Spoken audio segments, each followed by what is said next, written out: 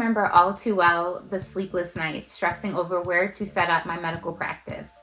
I knew it needed to be somewhere affordable that was going to be easy to access by my potential patients and located close to my potential patients. So yes, I know the fear of making a wrong move because it can make or break your medical practice. So if you're feeling that same pressure, I've been there. So in this video, I'm going to share what I wish I knew but had to learn the hard way. Welcome back to the Confessions of a Medical Clinic Owner series, where I drop gems for aspiring or current medical practice owners. My name is Anika Stokes, and I nor my husband are physicians, and yet we opened a primary and urgent care in Pikesville, Maryland. Enough about me, let's talk about you. Today we're diving into finding the right location for your medical practice. And this topic is so nuanced that I actually chose not to cover it in the digital playbook that I created. Yes, I created a digital playbook for how to open a medical practice, but as I mentioned, this topic is not covered there because I'm going to cover it here. In this video, I'm going to give you general rules of thumb to consider as you look for the location for your practice. In no particular order, let's get into it.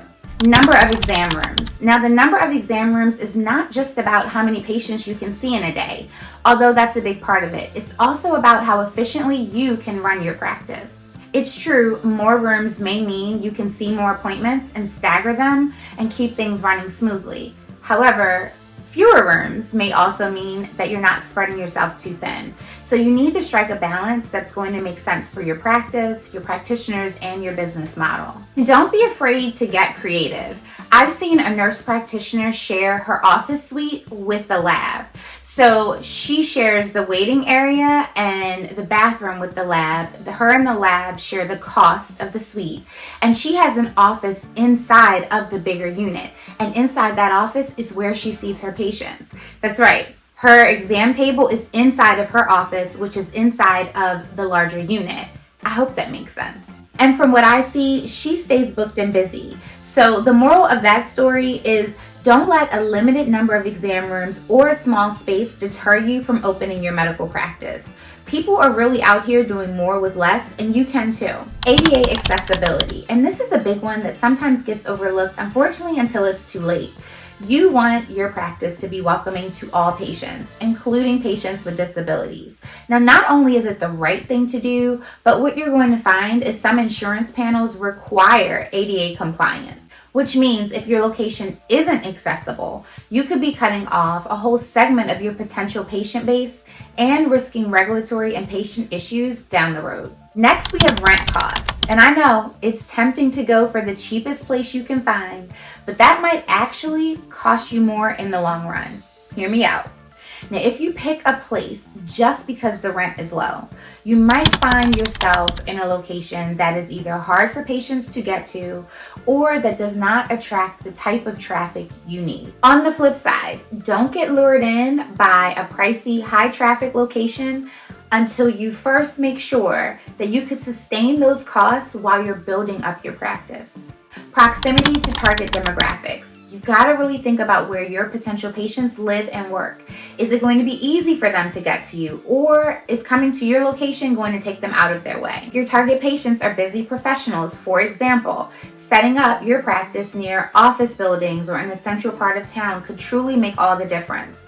If you make getting to your practice easy for them, it's more likely they'll choose you over someone else. Parking availability. Parking might seem like a small detail, but trust me, it's huge. If your patients have to circle the block 10 times to find a spot, they actually might not come back. Ideally, you want a location with a parking lot or ample street parking. And if that parking is free, all the better. Now, if that's not possible, finding a location with public transportation nearby or other options that make it easy for your patients to get to you without hassle is going to be key. Speaking of public transportation, this can be a game changer, especially if your office is located in an urban area. Patients who don't drive or patients who drive but want to avoid the headache of parking really appreciate a location that is close to bus lines, trains, and subways. This is also a great way to make your practice more accessible to a wider range of patients. Visibility and signage. Your location needs to be visible, and not just from the street. but also in a way that catches the eye of potential patients as they pass by. Good signage can be a major asset here. If people don't know you're there, unfortunately, they may not come in. So think about how your practice will look to someone driving or walking by. Is it easy to spot? Would someone know the services you offer just by looking at your office?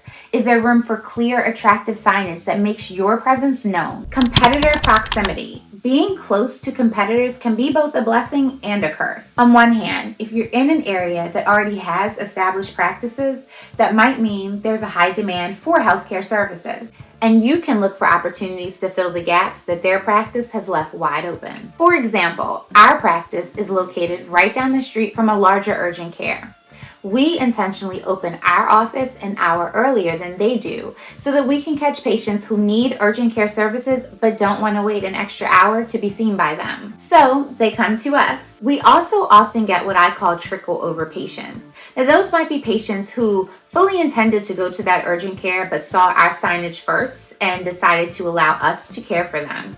Or these are patients that were sitting in the waiting room of that other urgent care and got tired of sitting in their waiting room and started looking for other options online, saw that we were located right down the street, and decided to leave that urgent care to come to us because, unlike that urgent care, we don't have a wait.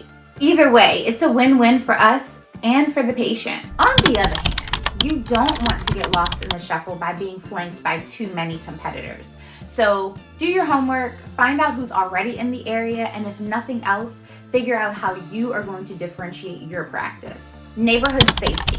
Safety is non-negotiable. You want your patients to feel comfortable coming to your practice and your staff to feel comfortable working at your practice no matter what time of day it is. If your location is in a sketchy area, it could scare both your patients and your staff away.